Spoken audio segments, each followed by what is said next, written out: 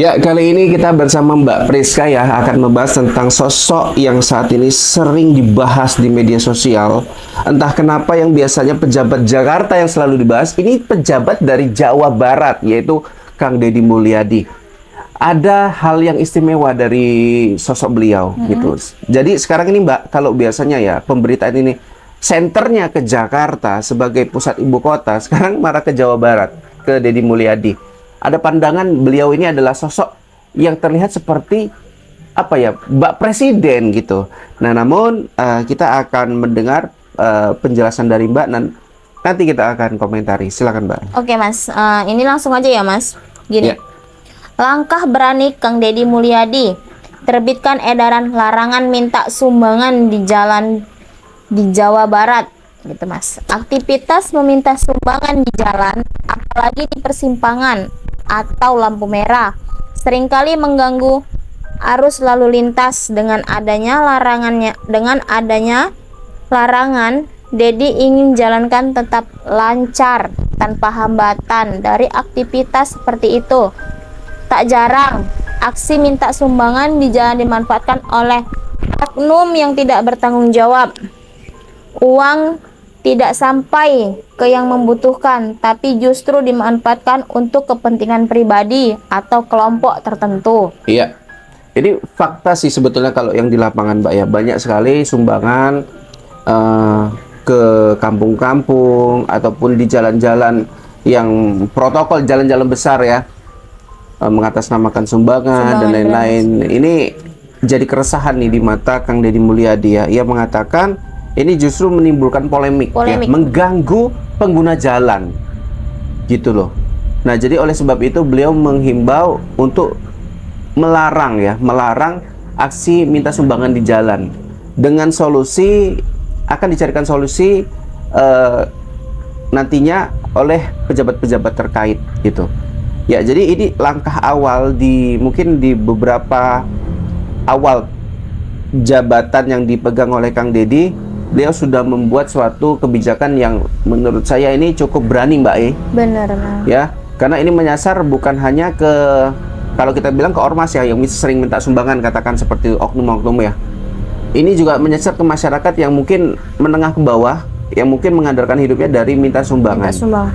Ya, tapi daripada hal itu, berapa sih yang tulus memang seperti itu? Faktanya di lapangan adalah banyak sekali orang-orang yang minta sumbangan itu malah yang kaya Mbak. Kaya benar Mas.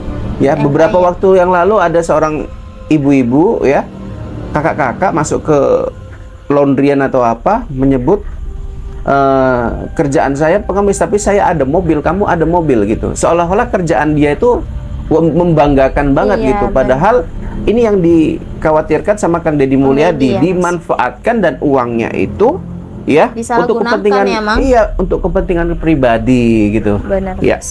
Oke, ormas semakin bingung. Kang Deddy terbitkan larangan minta sumbangan. Bukan menyasak ke ormas saja. Di beberapa kasus, aksi minta sumbangan ini bukan murni karena kegiatan sosial, tapi dijadikan kedok oleh kelompok tertentu untuk menguasai wilayah dan meminta uang secara menekan. Ya. Belum diketahui pasti apakah setiap ormas meminta sumbangan seperti yang dikhawatirkan Kang Deddy. Namun, atas kebijakan ini, Kang Deddy berjanji akan mencarikan solusi bersama penjabat terkait di Jabar. Ya, pejabat terkait di Jabar berarti ya Mbak ya. Ya, Mas. Jadi keputusan ini cukup berani, namun Kang Deddy menawarkan solusi. Ya, mungkin saya melihat seperti ini Mbak. Kemungkinan apa yang dilakukan sama Kang Deddy ini bisa menjadi contoh untuk daerah-daerah lain, kepala-kepala daerah lain untuk melakukan hal yang sama, ya, dengan harapan bisa tertib. Loh, kan kita ke mana? Ke kota aja Mbak. Tiba-tiba yang ada di plang gratis parkir, tiba-tiba ada parkir. Ada parkir, benar Mas. Nah, ini kan jadi apa ya? Gara-gara seperti itu kadang kita hilang fokus, emosi. jadi entah gimana gitu. Iya benar Mas. Nah, jadi inilah yang mungkin langkah berani seorang yang berasal dari Jawa Barat yang mungkin bisa jadi contoh untuk nasional, daerah daerah ibu kota lainnya nih selain Jawa Barat untuk melakukan hal yang sama gitu. Jadi karena ini langkah berani Mbak, yang nggak setiap pemimpinan bisa melakukannya, tapi dampaknya sangat luar biasa. Sangat luar biasa Mas. Kan dampaknya. gitu. Ya, larangan minta sumbangan ini adalah mungkin dapat menghilangkan preman-preman. Preman. Ya. Benar Mas. Lewat di jalan, Bang, PS, uang PS. Benar Mas. Itu apakah ada gitu ketentuan seperti itu? Sebenarnya kalau kita lihat tuh nggak ada ya Mas. Iya, iya. Itu akal-akalan mereka ya Mas sebenarnya. Iya, dan itu sangat meresahkan para sopir-sopir yang memang bukan pemilik usaha itu. Mereka hanya sopir, mereka mengendarain, ya, tapi mereka dimintain uang. Gitu loh. Kan ini sangat merugikan dari masyarakat yang bawah juga, bukan masyarakat yang menengah ke atas gitu loh. Iya benar Mas. Oke, baru saja ditantang diskusi oleh Grip. Jaya, Kang Deddy berlakukan larangan minta sumbangan di jalan umum. Iya. Hingga 15 April siang belum ada pernyataan resmi dari Ormas di Jawa Barat terkait kebijakan baru Kang Deddy terkait larangan meminta sumbangan di jalan umum. Salah satu tujuan kebijakan ini adalah agar menghindari penyalahgunaan dana berkedok ormas atau organisasi sosial. Apakah kebijakan ini sejalan dengan ormas-ormas di Jabar? Mengingat Ormas Jabar pernah memberi pernyataan akan dukungan segala kebijakan Kang Deddy untuk kebijakan rakyat. Oke. Jadi salah satu Mbak pimpinan Grip Jabar ya, ada Bapak Alexander ya, Gabriel ya, menyatakan dukungannya kepada Kang Deddy Mulyadi jika itu memang baik dampaknya pada masyarakat. Nah, cuman larangan meminta sumbangan ini kan erat kaitannya dengan preman. Dengan masyarakat yang meminta-minta, dengan organisasi masyarakat. Tentunya ini secara tidak langsung kan berdampak nih kepada ormas ini sendiri. Iya, kan gitu. Nah, apakah dengan dampak seperti itu ya ormas-ormas yang ada di Jawa Barat akan tetap mendukung Kang Deddy Mulyadi? Ini jadi pertanyaan besar gitu. Iya lah Mas, jadi pasti pertanyaan besar gitu kan. Nah, solusi yang ditawarkan Kang Deddy saya rasa bukan untuk ormas, tetapi untuk masyarakat yang memang membutuhkan.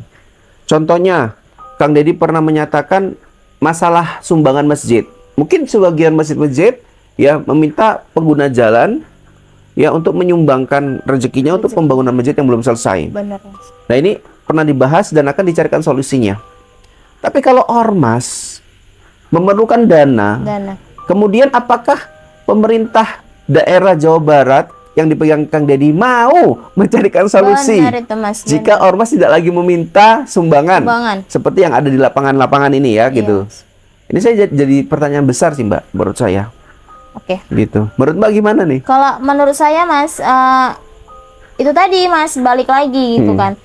Dia Kang Deddy mengambil keputusan gitu Mas. Cuman ada pihak yang merasa keputusannya ini salah gitu Mas. Sebenarnya ya gitu. salah karena nggak menguntungkan dari pihak mereka. Iya, kan gitu. bener Mas. Jadi Kang Deddy juga lebih bagus sih Mas mengambil keputusan ini, dan supaya hilangnya preman-preman, hilangnya juga anak jalan-jalanan yang meminta-minta gitu kan Mas. Ya anak jalan minta-minta, mereka nggak sekolah Mbak ya. Bener Mas. Padahal uangnya kalau untuk sekolah aja udah berlebih-lebih ibaratnya. Bisa, iya Mas. Oke Mas.